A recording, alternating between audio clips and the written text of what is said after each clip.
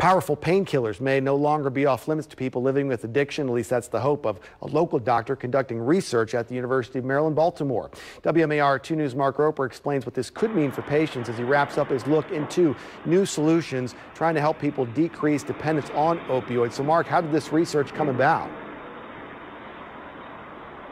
Well, Christian, legally prescribed along with illegal opioids account for more than 2,000 deaths in Maryland last year, and if any other product were known to kill so many of its users, it's likely it would be removed from market. But that partly inspired one professor here at UMB to improve a patient's odds with a new type of painkiller.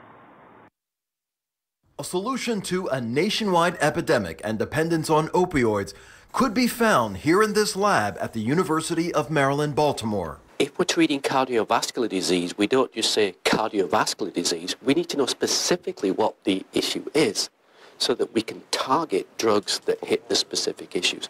And that's what I'm doing with my research here. The issue with opioids is the drug can be highly addictive for some or create an incredible high for others. I'm looking at, can we design an analgesic that will treat the threshold of pain of opioids, because it does treat a higher threshold of pain than Advil, but doesn't lead to either of these effects. Researchers at Maryland universities are combating the opioid crisis by finding ways to stop addiction before it starts.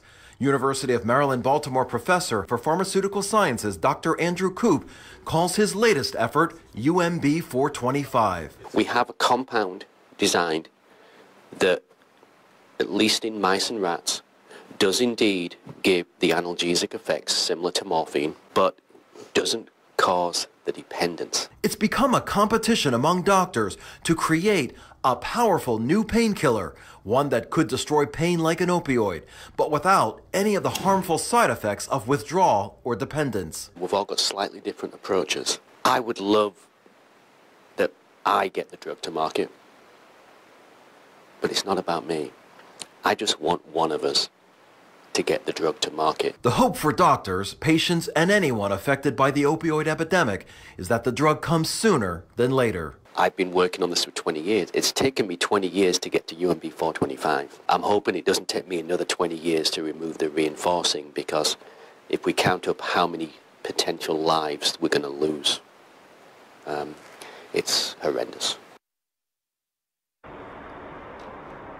Now, none of the experts we spoke with are calling for an all-out ban on opioids, and since the 1970s, the FDA has only banned one opioid and asked another manufacturer to recall one drug, and we reached out to the FDA to ask them about what it's doing to help resolve the opioid crisis, but they declined to make anyone available to talk on camera. We are live in downtown Baltimore. Mark Roper, WMAR 2 News.